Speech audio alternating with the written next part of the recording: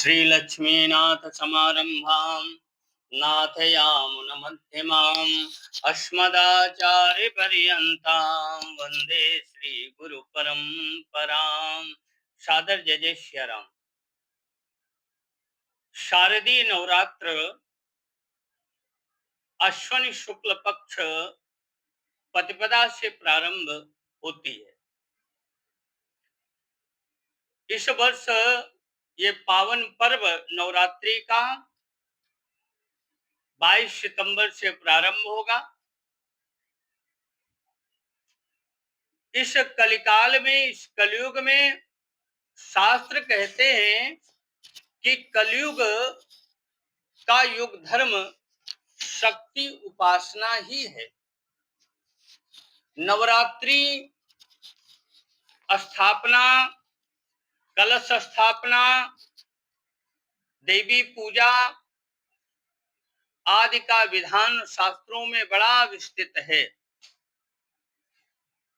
संक्षेप में मैं अपने चैनल के माध्यम से आप लोगों को बताना चाहता हूं कि हम शारदीय नवरात्र में भगवती की साधना किस विधि के अनुसार हम करें, जिससे हमको हमारे जीवन में उचित फल की प्राप्ति हो। देखिए, अगर आप भी नवरात्रि का व्रत रखते हैं, अपने घर में कलश स्थापन करते हैं, तो सबसे पहले आपका जो चुनाव होना चाहिए वो पूजा स्थल का चुनाव होना चाहिए। ये एकांत में होना चाहिए, स्वच्छ होना चाहिए, साफ सुथरा होना चाहिए। क्योंकि हम कोई भी उपासना करें, कोई भी भक्ति करें, कोई अनुष्ठान करें, इसमें सबसे विशेष ध्यान रखने वाला है स्वच्छता।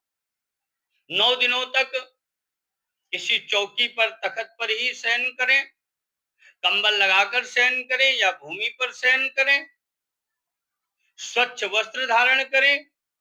अगर हम शौच इत्यादि जाते हैं तो हमको स्नान भी करना चाहिए, और अगर बाथरूम जाते हैं तो हमको जल लेकर भी जाना चाहिए। ये विशेष ध्यान रखने वाली चीजें हैं कि मनसा, वाचा और कर्मणः तीनों प्रकार से आपको पवित्र होना है। तभी इस नवरात्रि व्रत का जो पुण्य है वो आपको आपके जीवन में प्राप्त होगा। अगर आप अपने घर में कलश स्थापित करते हैं तो मुहूर्त में ही कलश स्थापना करनी चाहिए। सर्वसाधारण तौर पर आप अभिजित के समय भी अपने घर में कलश स्थापन कर सकते हैं। कलश स्थापना के लिए शुभ मुहूर्त होना चाहिए। घट स्थापना के लिए सबसे पहला चुनाव जो होना चाहिए वो मिट्टी का होना चाहिए। मिट्टी खेत से होनी चाहिए, स्वच्छ होनी चाहिए। एक धातु का कलश हो, धातु का कलश अगर मिलना संभव नहीं है तो कोई आप मिट्टी का भी कलश ला सकते हैं। और उसमें सबसे पहले आपको गंगा जल डालना है। गंगा जल डालने के बाद में एक सुपारी डाल दें, एक सिक्का डाल दें, थोड़ी सी हल्दी डाल दें, पंचरत्न मिल पावे पंचरत्न डाल दें, सर्वौषधि डाल दें, सप्तमृत्तिका डाल दें, एक दुर्वा डाल दें, थोड़ा सा डाब कुश भी डाल देना चाहिए। कलश के मुख पर आप लाल चुनरी बांध दें, लाल चुनरी से वस्त्रों से लपेट दें, उसमें आम के पत्ते या अशोक के पत्ते डाल दें या पंच पल्लव डाल सकते हैं। अगर आपके यहाँ संभव है, मिल पावे तो पीपल, बरगद, गूलर, पाकड़ इत्यादि के पत्ते भी डाल सकते हैं। और स्वच्छ चौकी पर वेदिका का निर्माण करें, फिर उसके ऊपर कलश को स्थापित करें। कलश स्थापित करने के बाद में भगवान वरुण जी का उसमें आवाहन करें। रोली से स्वास्तिक का निर्माण करना चाहिए, पुष्प फूल इत्यादि अर्पित करने चाहिए। उसके सामने ही आपको मां भगवती का चित्रपट रखना चाहिए। माँ भगवती की स्थापना करनी चाहिए, श्री यंत्र इत्यादि की स्थापना करनी चाहिए और श्री यंत्र इत्यादि स्थापित करने के बाद में, क्योंकि मूर्ति का भी बड़ा विधान बतलाया गया है शास्त्रों में, भगवान श्री राम की भी मूर्ति रख सकते हैं, हनुमान जी की भी मूर्ति रख सकते हैं घट के बगल में।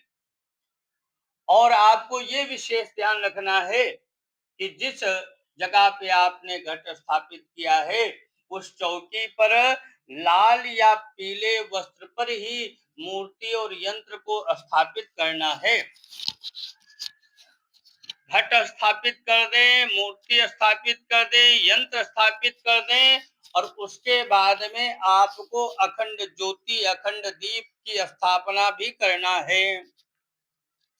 अखंड दीप माँ भगवती के दाहिने तरफ होना चाहिए, गाय का घी होना चाहिए।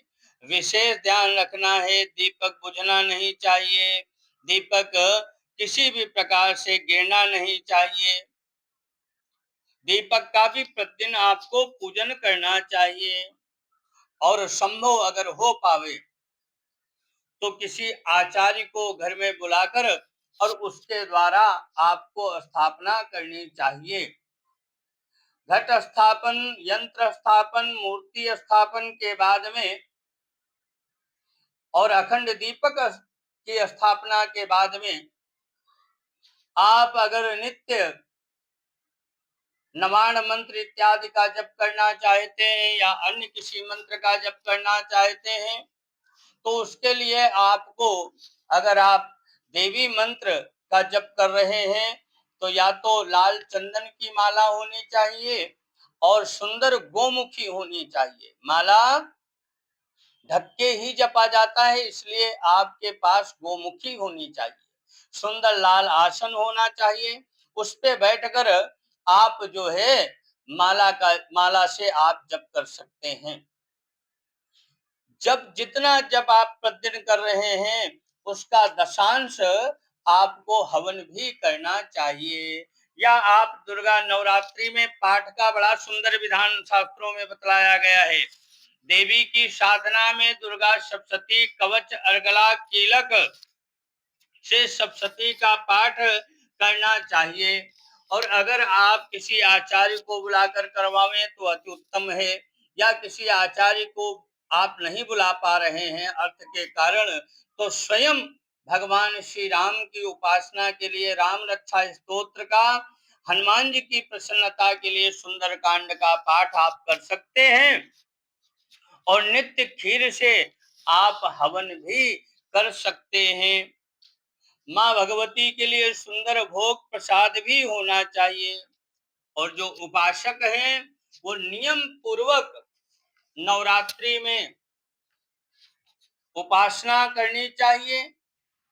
और एक चीज और है कि नवरात्रि में नाना प्रकार के पदार्थों से पूजन करने से आपकी समस्त मनोकामनाएं परिपूर्ण हो जाती हैं।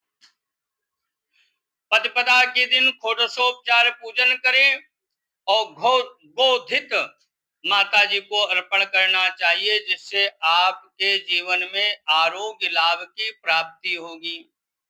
द्वितीया को क्या करें, शक्कर का भोग लगाना चाहिए, क्योंकि शक्कर का जो भोग लगाता है भगवती उसको दीर्घायु बनाती है।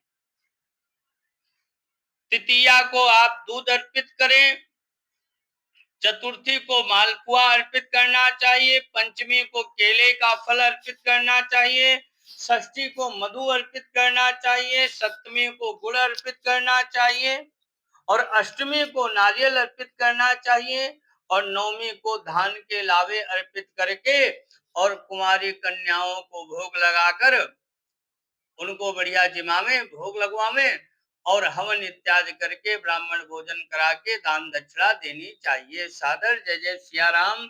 आगे दूसरे पार्ट में हम आपको बताएंगे कि नवरात्रि का मुहूर्त कितने बजे हम घट स्थापना करें। सादर जय जय सिया राम।